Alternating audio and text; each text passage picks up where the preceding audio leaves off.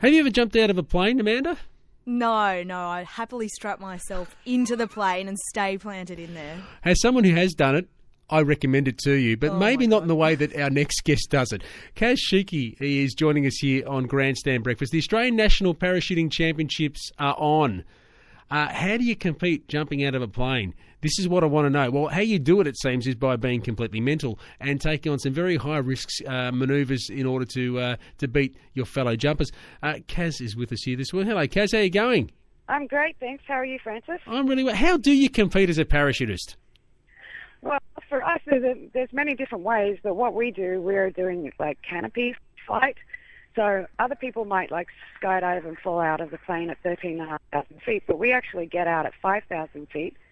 We open our parachute straight away, and then what we do is we maneuver ourselves to a spot that's above where we want to land, and that all depends on like what the winds are doing for that day, or what they're doing just for that second, because they can change like from minute to minute.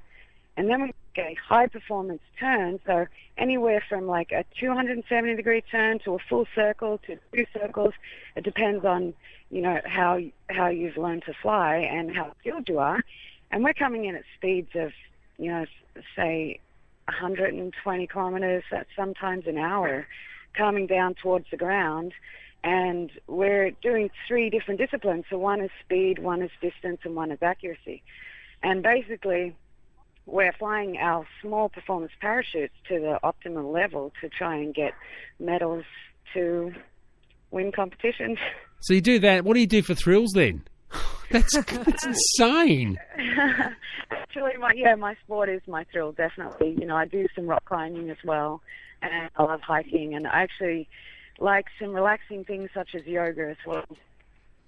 Now, Kaz, you won a bronze medal in the speed category yesterday. Can you tell me what's going through your head and what sort of speeds are you going? But what are you thinking when you're just free falling out of this plane from an incredible height?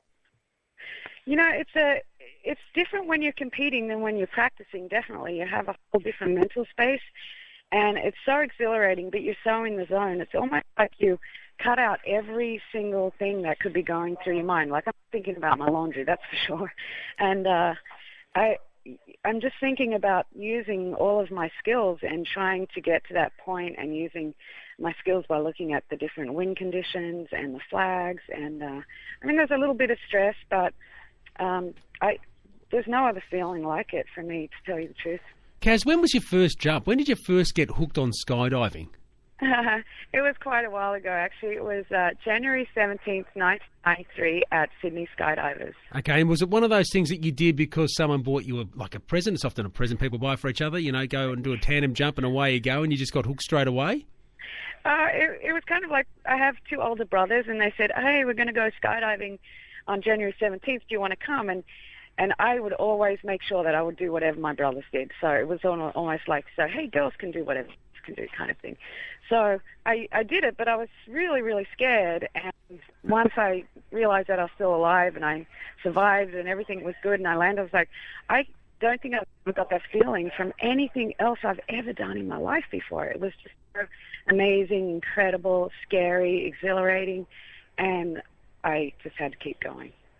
Kaz, it's crazy enough to think that there's one person out there, you, competing in this event, but obviously there's a whole field. What's the competition like, and what is the ultimate prize on offer for competitors? Well, the competition, we have 30 in the open.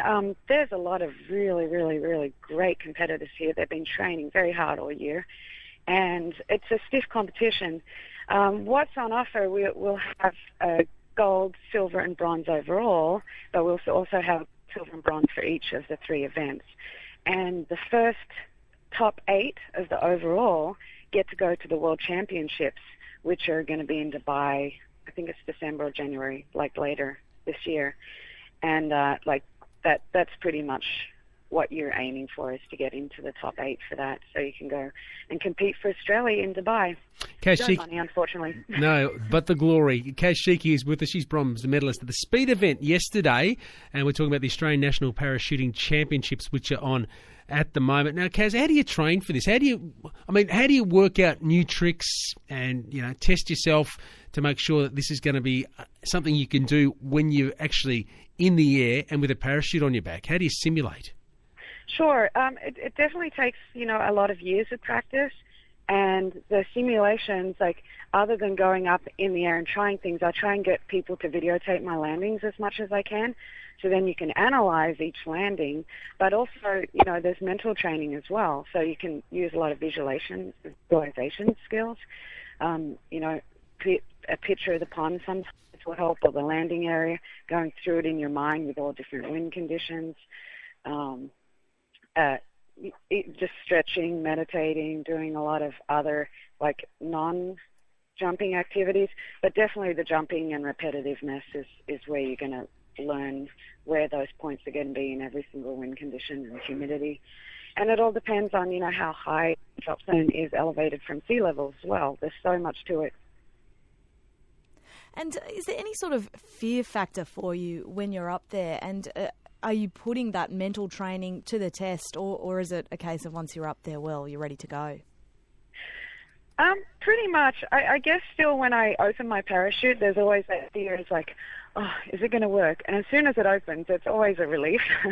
And after that, it's just assessing the winds. It's just like you've got to go. But, I mean, there still is like a level of nervousness, but it's not a nervousness of, am I going to, injure myself or hurt myself? It's like more about a performance. Are you addicted to the adrenaline rush? I can imagine you will be, having done a couple of jumps and really, really loved it. But I sort of went, that's enough for me. I don't need to go back and do that again. But you obviously feel that, I've just got to keep doing it because it's so much fun. But is there a philosophy there that everyone's got a limited number of jumps and you don't want to test your luck too far? Oh, I don't think so. I definitely, it's a huge adrenaline rush for me, and I can't see myself stopping. But I know people, like, I have about 8,000 jumps, and I know people with 20,000 jumps. So, it's a sport you can survive a long time, and I don't think you have a limited. Does it ever get dull? Do you ever go, I'm just jumping out of an airplane again? This is jump number 8,001, and I've been here so many times before. Yeah, something like that. Well, good to talk to you. Good luck today. Tell us again, if people want to check this out and they're able to get to where you're actually competing, where are you today? We're out at Wilton, which is Picton. You would take the Picton exit. And in New South Wales? Yes, New South Wales.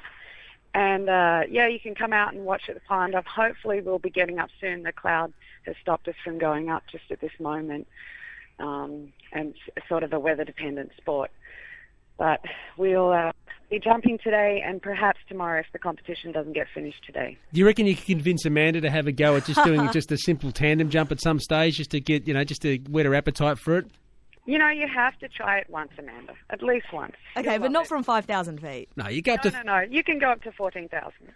Oh, my God. You'll have a maybe. good time. Maybe if I'm with you, Kaz. No problem. There we go. I've hooked you up, Amanda. You can have your first jump. Good on you, Kaz.